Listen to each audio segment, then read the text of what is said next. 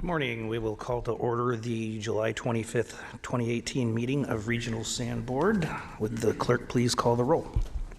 Good morning. Bruins, Carr, Frost, here. Guerra, here. Harris, here. Hume, Lee, Here. McGarvey, Morin, Here. Natoli, Peters, here. Cerna, Here. Villegas, here. Warren, and Kennedy. Here. You have a quorum. Thank you. This meeting of the Sacramento Regional County Sanitation and Sacramento Area Sewer District is being broadcast live on Metro Cable 14, the local government affairs channel on the Comcast Consolidated Communications and AT&T Uverse cable systems. The meeting is closed captioned for our hearing impaired viewers and webcast at www.sacmetrocable.tv. Today's meeting will replay Sunday, July 29th at 6 p.m. and Tuesday, July 31st at 9 a.m. on Channel 14. In accordance with Government Code 54952.3, compensation for meeting of these legislative bodies is required to be verbally disclosed. The amount of $100 will be paid for each member participating today as a member of the Sacramento Regional Sanitation District, and the amount of $100 will be paid for each board member participating today as a member of the Sacramento Area Sewer District. Compensation for Sacramento County Supervisors and City of Sacramento Council members is paid to the county and city respectively to partially offset the costs of those governments. Compensation for other board members is delivered to the individuals. Members of the audience wishing to address the board should fill out a speaker identification form located at the back of chambers and hand it to the clerk. Please speak into the microphone when addressing the board and state your name for the record. Please silence your electronic devices at this time. Thank you. Thank you. Will you please rise and join me in the Pledge of Allegiance? I pledge allegiance to the flag of the United States of America and to the republic for which it stands, one nation, under God, indivisible, with liberty and justice for all. First item. Item number 1, Sacramento County Sanitation District's Financing Authority and Sacramento Regional County Sanitation District's consent matters. Authorize the district engineer to file an application and execute a grant agreement with the U.S. Bureau of Reclamation for a Water Smart Title 16 Water Reclamation and Reuse Projects Grant for the South County Ag Program. Thank you. Any questions? Comments of staff? Move the item. Moved by Director Peters, second by Director Morin. All those in favor? Aye. Opposed? Abstain? Next item, please. Acting as your Sacramento Regional County Sanitation District consent matters, items 2 through 6. Are there any questions from staff of the consent items? I have nothing from the public, so is there a motion? Move consent. Moved by Peters, second by Harris. All those in favor? Aye. Opposed? Next item, public comment. I have no cards from the public. Is there anyone in the public that would like to address the board at this time? Thank you. Next item. Item number 8, Sacramento Regional County Sanitation District separate matters. Echo Water Project quarterly report for April 1st through June 30th, 2018. Good morning, Mr. Kiyotani. How are you? Morning. I'm Vic Kiyotani. I'm the program manager for the Echo Water Project, and I'd like to provide some highlights from the quarterly report.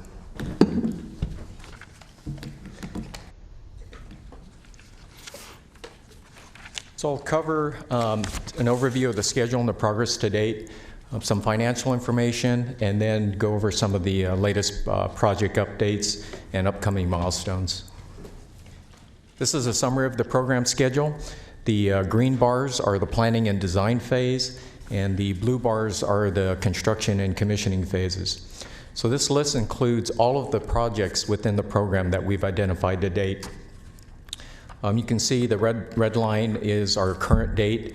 We've recently completed the heavy equipment maintenance building, and we're getting ready to start commissioning activities for the nitrifying side stream treatment and the flow equalization project. You notice that we've initiated several construction projects in the last quarter, notably the tertiary treatment facilities project, which is our second largest project on the program and the one that's required to meet our second compliance date in May of 2023. So this graphic shows some of the interrelationships from several of the projects in relationship to the BNR, biological nutrient removal, and the tertiary treatment project.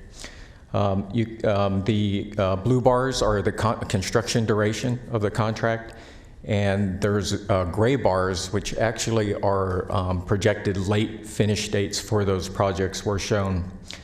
The green bars are what we call project float, and that's the time that is actually that the project could complete before it would start impacting particular milestones within the biological nutrient removal project. So you can see the return activated sludge pumping projects, the flow equalization, nitrifying side stream treatment. Those are all on schedule with ample float to be completed before they would impact the biological nutrient removal project. For the tertiary treatment facility projects, we completed the disinfection chemical storage last year, and we recently completed the heavy equipment maintenance project, which allowed the TTF contractor to mobilize and start their construction. And those are the only two projects that have any kind of potential impacts to the tertiary treatment facility project. This graphic is a histogram of the program cash flow. The dark colors are actual expenditures. The blue is construction, red is soft cost. And you can see that it appears that some of the projected expenditures are ramping down in the next several months. And that's because we're completing or on the tail end on several of the construction contracts like flow equalization, nitrifying side stream treatment. But you also see a ramp up of projected expenditures, and that's the continuing biological nutrient removal and then the tertiary treatment facilities project as they're ramping up construction. So this graphic shows our projected versus actual expenditures. The orange area are projected expenditures, the green bars are actual expenditures. To date, we've spent about $725 million out of the program budget, which is about 42% of the 1.735 total program budget. So about 42% spent. We still have 5 years of construction to go, and those are the big costs coming in. From actual construction dollars, we have spent about $450 million, and that's about 39% of the construction budget. So you can see we've only spent less than 40% of our construction budget. We've got 60% left of construction budget to go. So I've included the slides in the last couple of quarterly reports, and referencing back to this slide, you can see where expenditures are much lower than our projected budgets. And what we do is cost expenditures is one metric that we look at to help determine whether a project's or the program's on schedule or not. And so you can see kind of a diverging line there from what we've projected to expend versus what has actually been spent. And so although that tells us we're under our projected budget, it could also tell you that some of your construction projects are starting to slip because they're not spending enough money, not having enough production. So this graphic, I'll walk you through this graphic because this is for the biological nutrient removal project, by far our biggest expenditures for the program. So the yellow bar that you see going across the page, that's the contractor's baseline schedule. This is what he projected to expend for the project duration. The red line starting at the left, that's tracking right with that baseline schedule, all the way up until it splits, those are actual expenditures. So if you look through 2017, you can see those two lines starting to spread apart. The red line, actual expenditures, were dropping below what he projected. And so this was what we're looking at and questioning the contractor, are you falling behind schedule? So at that point, the contractor, and that's about third quarter of 2017, he submitted an updated schedule. And where those line splits, he actually submitted an early completion and a late completion schedule. So if you look at the blue line, which is her early completion schedule, he's projected that he is catching up and going right back to very closely to his baseline schedule. His late completion schedule is the red line on the bottom, has a slower expenditure rate at the beginning, but as you go further out in the project, that expenditure rate starts increasing again. All of those curves meet at the end for project completion. So what I've indicated with the line where it says actual expenditures, $226 million, so that's what we paid the contractor to date. So it's in between early and late, but it's starting to push toward his late schedule. We believe he's still going to meet the end date, but there's in jeopardy of some intermediate milestones that may slip. But currently, this is telling us that he can still meet the end of project completion schedule of May 2021. Are there any questions about this? That was a lot of detail, but.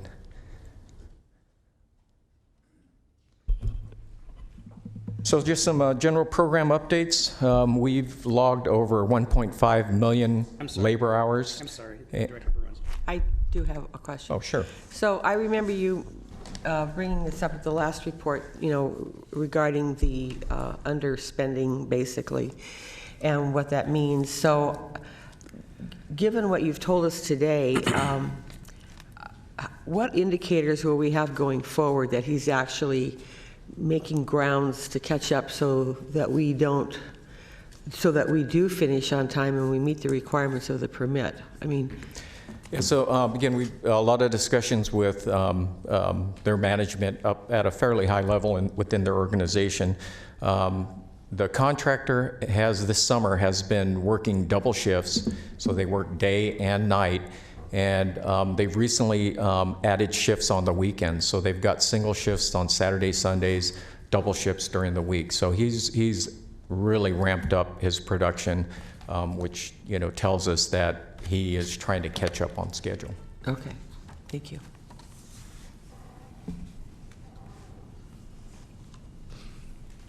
All right, just a couple of general updates on the program. We've logged over 1.5 million labor hours worked. We've incurred 11 lost time injuries. We've really had to do a lot of close coordination with our plant operations. One of our projects called the Effluent Reliability Project requires full plant shutdowns of up to 48 hours, and we're doing these about every 3 weeks. And there's a lot of coordination because essentially our whole process is shut down. When we come back and bring flow back in, we have to reestablish the treatment biology. And so there's a lot of coordination of shutting down, bringing flows back, still meeting permit. And we've been successful to still meet our permit requirements, even under those extreme conditions. The return activated sludge battery 1, which is the first phase of the project, is complete. They are nearing completion of phase 2 of 3 of that project this August. They'll be complete with phase 2 and starting phase 3, so that project is moving very well. And as I mentioned, we're starting to look at commissioning of the nitrifying side stream treatment, the flow equalization project. Those will be coming up this fall. For the biological nutrient removal project, they've placed 40% of the concrete. That's well over 200,000 cubic yards placed to date. And the construction of the heavy equipment maintenance building project, which was tied to the tertiary treatment facilities, that project was complete, allowing the contractor to mobilize, and they're on site doing site work and demolition and utility relocation. So they've started out very quickly. So we'll go over some of aerials photos from the construction activities. This is a recent aerial of the Echo Water project in the foreground. This is the flow equalization project. You can see all of the concrete basins are lined.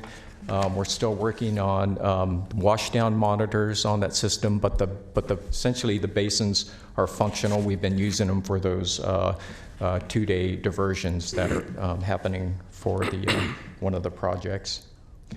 Right above that, this is the footprint of the biological nutrient removal project here. And then the return activated sludge pumping project is in here. Tertiary treatment facilities project will be just south of that. in this bare area here. This is a close-up of the biological nutrient removal project. You can see the concrete being placed.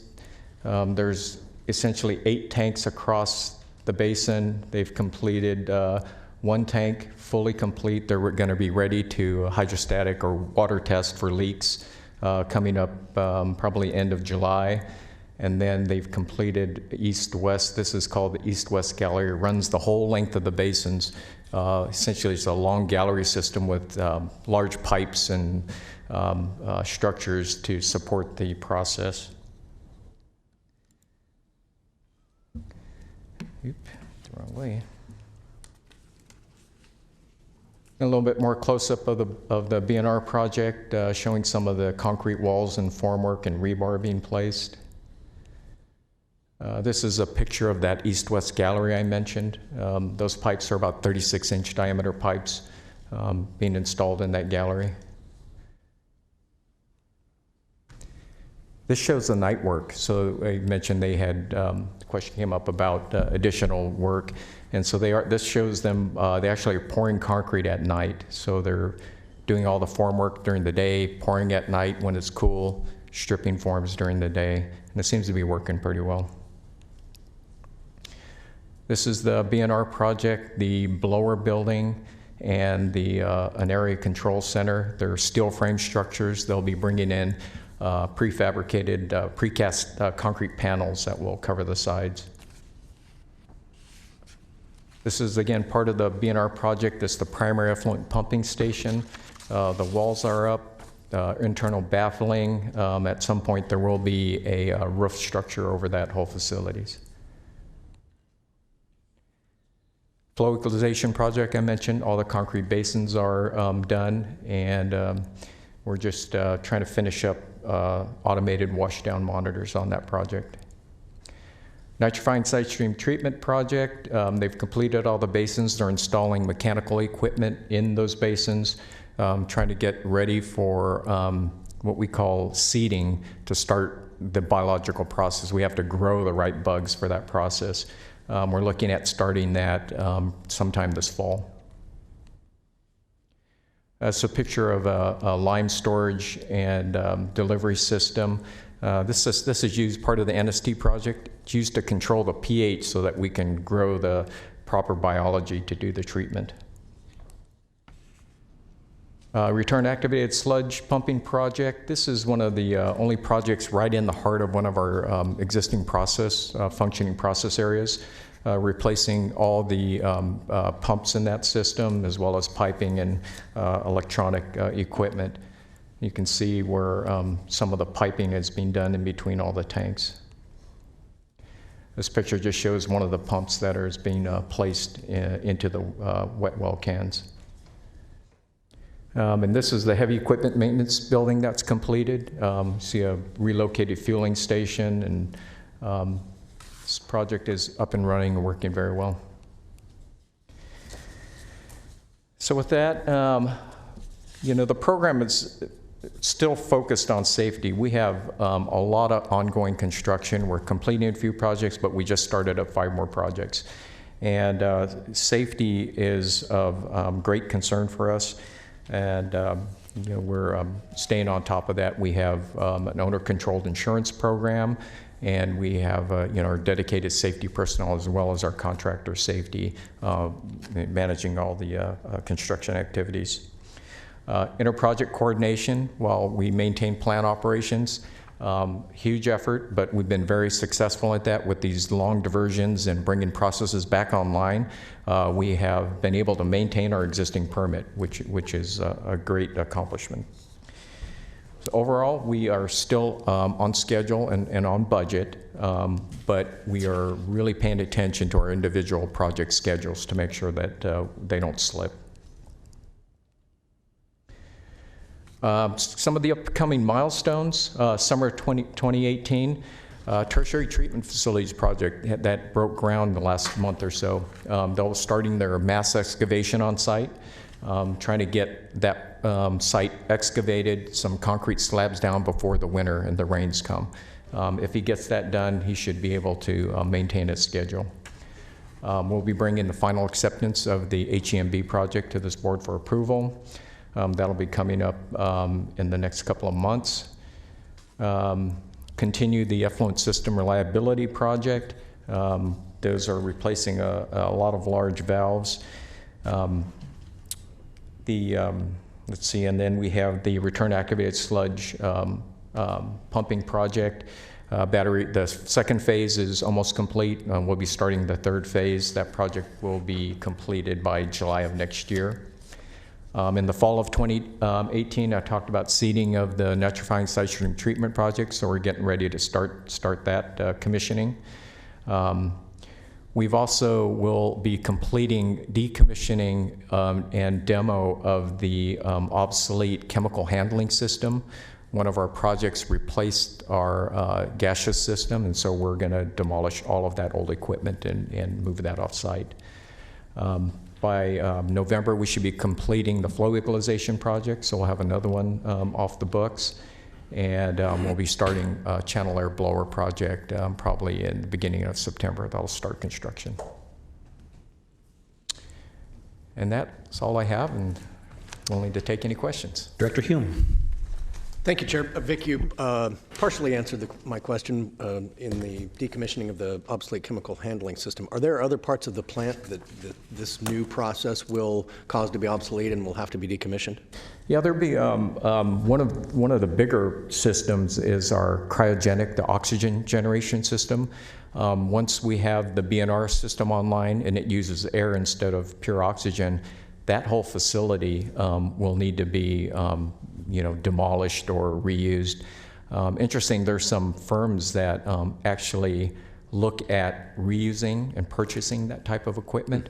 So, there could be some at least savings from a full demolition if we can find someone to purchase that equipment for us. So, and there's a few, biological process, which we call the carbonaceous oxidation tanks. The BNR is replacing that as well. There is a repurposing of that facility to do what we are going to call a diurnal peak shaving. So the BNR process likes a really steady flow, but during a day we can see swings, nearly double from nighttime to daytime. So we can use these tanks to shave those peaks so that we can get a nice even flow into the BNR process. So that's another project that's on the books as well. But these are, can be done after this program or toward the back end of this program. Great, thank you. Yep. Director Peters.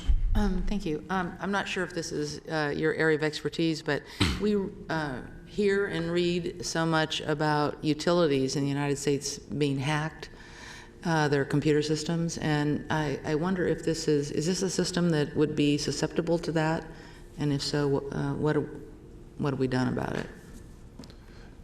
Yeah, so we have two separate systems. There is a system that is just used for the operation. It's not the same that we use for these computers. That is a threat that exists all around. And I mean, you heard that there's some hacking into the electrical grid. Right. And it's a fight. You are continuing to be vigilant, and you're continuing to have your guards up.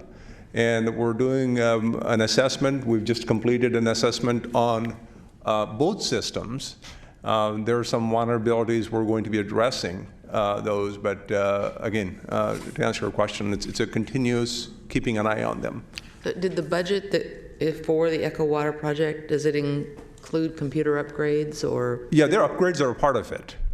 Their process upgrades, the system upgrades, whatever is needed to operate them is part of it. But in terms of security systems, upgrades, and whatever is needed to defend ourselves, that comes from an ongoing operating budget. This is a regular activity that we're always on the lookout. Thank you. Let me add a couple comments. On the plant computer control system, the system that runs and operates the plant itself, which is separate than our normal PCs, We have done a lot of work. In fact, we brought in Department of Homeland Security, the feds, and they came in about a month and a half ago. They brought in 4 people, experts on utilities, because we're a critical utility, water and others, and they worked with our staff to do an assessment audit of our industrial system. And we're waiting for the report, in fact, but the preliminary results are that we're doing pretty well. Now, there's always areas for improvement, but the feds are saying we're doing pretty well. So we expect the report in the next 4 to 6 weeks, and we'll implement those improvements as needed. But I think we're doing fairly well in that area. Okay, so that's interesting to know that the federal government has some oversight and interest in this, so. Very much. Good. Sorry. Good, yeah, thank you. Okay, I have one question regarding the, it's attachment A of our packet, the BNR project actual and projected expenditure curves that you had addressed. As you said, the contractor early expenditure curve, and then there's the contractor late expenditure curve, and then coincidentally, they all end up at the same place at the end. The cynic in me says that the contractor backed into the timeline. Is there any, in the contract, is there any incentive for coming in early or disincentive for coming in late? Not for coming in early, so we don't have the incentives in there. I guess the incentives are more like the stick or the penalty parts. And so we have at various milestones in the contract, I believe there's 3 in the BNR contract in particular, but they hold liquidated damages associated with each of those.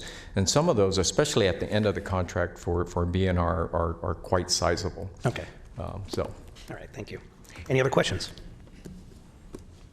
Thank you, sir. Good. Next item. Item number 9, acting as your Sacramento Regional County Sanitation District and Sacramento Area Sewer District, District's Consent Matters, Contract Number 900000164, approve the Second Amendment to Agreement with the Freshwater Trust for Watershed Credit Trading and Compliance Services. Any questions? Motion? Second. Moved by Peter, second by Hume. All those in favor? Aye. Opposed? Abstain? District Separate Matters, Item number 10, Miscellaneous Director and District Engineer Matters. Good morning, Chair, members of the board. We won't have any meetings in August, so the next meeting will be September 12th. I also want to mention a couple of things here. Some of the board members may have received calls or receiving calls from constituents on the cockroach infestation in various neighborhoods. We're finding the cockroaches taking shelter in our sewers. I mean, they just like the dark, humid places, and where we find them, when we get the call, we would go out, inspect manholes in the neighborhood. If we find cockroaches, we fumigate them, and we put the bait for them, and we go back and check so that there's no continued infestation. So there's a lot of that work is going on. There's some news articles lately in the news, essentially also citing some of the explanation that we provided to the media, what we're doing. I just wanted you to know that what the effort, and I think we're also, because there's so much of the activity, increased activity has happened this year compared to last year, we have gone out and put the RFPs out to get a couple of firms on contract, so that we have on a short turnaround, get them out and take care of these things. So just so that you know that that's what's happening. The other one is you heard yesterday, and you got the email from me yesterday on the Water Storage Investment Program grant. Regional Sand received a conditional approval for $280 million. This is the largest grant for Regional Sand to do the South County Ag program. This is the second largest grant since the original plant construction. At that time, I think our grant was around $450 million. Obviously, that's much larger adjusted to inflation if we were to look at that. Nevertheless, this is an important milestone, having us the ability to recycle our wastewater and put it to good use for our local sustainability, both agricultural, environmental, and water sustainability. This is the total project is about $370 million. We're still figuring out what the actual construction costs are, but the grant represents upwards of 75%, if not higher, of the total project that we would be receiving as a grant in this. And we did really well in our scoring. We did score number 2, and I believe our project was the best developed project of all that competed for the funding. And I mentioned yesterday that it's because we've been working at this for a long time, and we've spent considerable resources to do the EIR and many other things to position ourselves in this spot where we are today. And with that, I want to take a moment to appreciate the staff, some of the key staff that are here. Terry Mitchell, we have Jose Ramirez, Dave Achnacek, we call him Dave O, and Ann Kwok, and Christoph, and a number of other folks that aren't here have also played a role. This, like I said, this is a very long duration project, and it's still another 5+ years to go before this becomes reality. But just I want to take a moment to appreciate all the work that's been done to date.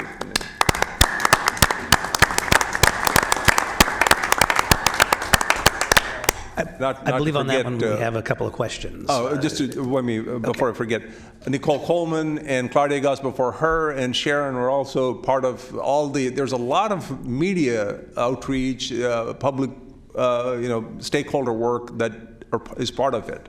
Without it, we wouldn't be successful, and Public Affairs Office has been very instrumental in helping with that effort. Anyway, sorry. Yeah, that's fine. Director Natoli. Yes, thank you, Mr. Chair. I just wanted to certainly add my thanks to the staff for their work. Again, obviously, Prabhakar's pointed out the folks who have been involved, but I know some of us got called upon to testify at some of the hearings in support of, and I think it was clear that our proposal, one, obviously had credence with the Water Commission, and I think the award demonstrates that, but also I think the ability to answer questions. I know the commissioners had any number of questions, but certainly Terry and others, and we had some consultants that assisted us as well to district staff, and I just wanted to add a complimentary thanks to all of them.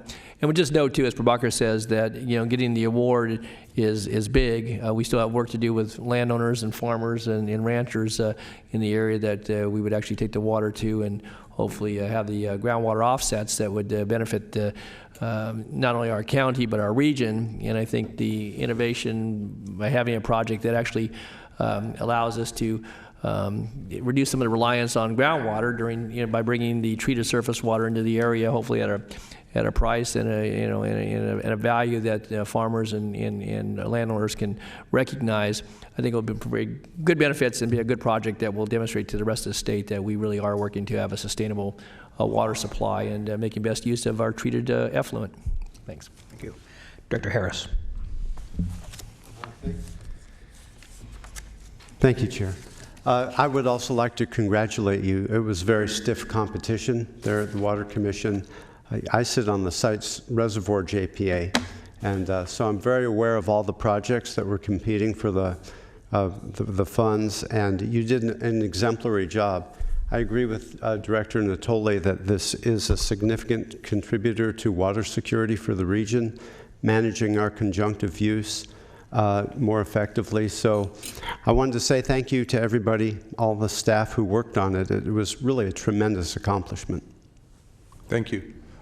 I forgot to acknowledge Director Natoli's contribution to this. When we called upon some of your board members to go to the Capitol and testify on behalf, and he generously spent his time. We got the award despite that, so. I appreciate his time also. So moving on to the next one, which actually Vic did not highlight in his presentation, but I want to bring out. Just about a week to 10 days ago, we went through a major activity at the plant. None of you knew, and most of the community don't know, only a few of us knew what happened. We cut the only pipe that took the water from the treatment plant to the river. This is not a small pipe. This is a 102-inch pipe. And wow. So this is a pipe that's been in ground for almost 40 years, and because of the work, we had to put in a manifold connected to a new equipment. That's nail biting. There were people sleeping at the plant. It took a 42 hours worth of shutdown to actually cut the pipe. You will see probably in October-ish time frame a short version of the video that's going to be presented in terms of what happened. Things didn't quite go well as planned. There was a time they were about 5 to 6 hours behind, and everybody was nervous as can be, because there's no other way the water can leave the plant other than through that pipe. And here you have the storage basins that are filling up. And we had a great group of folks, lots of them, and they rehearsed the entire thing on paper many times, and they had the backups to backups. And actually, some of the backups were needed during the effort, and in the end, the pipe was put back with all the improvements that needed to be made, and everybody had a big sigh of relief when that was done, and big cheers. We would not want to be in a position to tell to our ratepayers to say, please stop using your sewer system. That would not be a very good PR move for us. But I just want to take a moment to acknowledge this probably is the most stressful shutdown that we perhaps have done in our history since we started the treatment plant. And I don't recall, and I've been with the district for 23 plus years, and I don't recall in my time, but even the times before, that we have done what was done 10 days ago. There's so many heroes behind that are not here that were part of it, but I just wanted to take a moment to acknowledge and appreciate their contribution. Thank you. That's all I have. Okay. Anything from the board? Nope. Okay. Sacramento, acting as your Sacramento Area Sewer District, District Consent Matters 11 and 12. Want to go now or after? Now or after? Yeah. Okay. Director Natoli. Yeah, just before we take to consent items, thank you, Mr. Chair. Very quickly, quick question on item 11, and that relates to the coordination with the school district there. I know we're going to do a trench that's, I guess, 20 inches across and 8 to 15 feet deep, and it's right adjacent to the school playground and so forth. So we'll be doing very strict coordination with the contractor and with the school district there.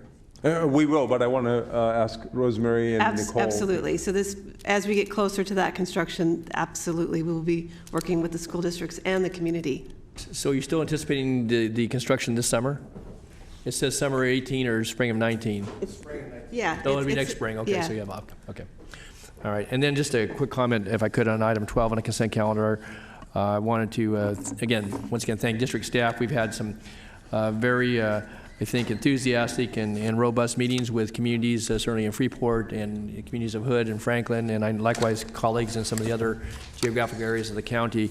And I want to just thank our staff for taking a leadership role, and some of them are here today and others aren't, because it's going to, for communities that are either been unserved or underserved, and some by choice over the years, this is an opportunity that may only come around once in a lifetime. And so I think our staff taking leadership to seek funding to bring sanitary sewer to these communities in the event that obviously the communities embrace it. And I know in a couple cases they have. And so I want to just commend you in the efforts. I know it's going a lot of work lies ahead, but thank you, Prabhakar, to all you folks. I know Mike Myers and others are here in the audience, so I want to thank them. Work is continuing. We have a great opportunity to get money from the state and to hook up some of these systems, and we will take every opportunity that's there. Great. On that same note, I'll echo Director Natoli and the work that you're doing in the old Florentown area, and I guess we're going to be briefed on that after this meeting, so I'll learn more, but thank you very much. Director Frost. I also wanted to thank the district staff for coming out to Rio Linda and for proactively thinking ahead of that community. They're so excited about this possible opportunity, and the meeting was very informative, and I think everyone was really, I felt like everyone was really excited.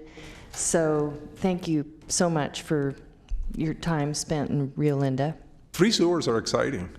Are they? Our low-cost sewers and free sewers are very exciting. Yes. Okay. I moved the item. All right, moved by Director Natoli, seconded by Director Gatta. All those in favor? Aye. Aye. Opposed? Abstained? Next item. Acting as your Sacramento Area Sewer District, District Separate Matters, item number 13, collection of delinquent sewer service charges on the property tax roll 2018. Yes, so Chair, this item needs a, Joe, I guess it looks like Joe's walking up to make a few comments. Go ahead. Morning. My name is Joe Mastretti. I'm the Chief Financial Officer for the districts. And as you recall, this time of year we put our delinquent sewer charges on the property tax roll with your approval. And if I could just direct your attention to the attachment A in your board item, you can see that the number of delinquent accounts is still trending down, even though the change is getting pretty small.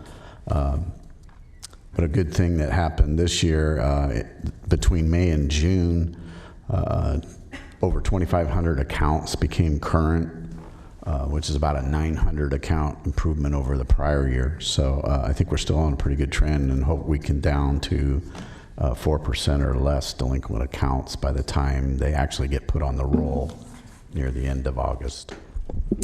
So we recommend that you approve the resolution. Okay, thank you. Any questions? If there's no questions of the board, I will open the public hearing. If there's no members of the public that would like to address the board on this item, close the public hearing. Is there a motion? I move approval. Moved by Director Bruin, second by Director Frost. All those in favor? Aye. Opposed? Abstain? Thank you. And it looks like every other item on the agenda is communication received and filed. So if there's no other questions or comments of the board, we're adjourned.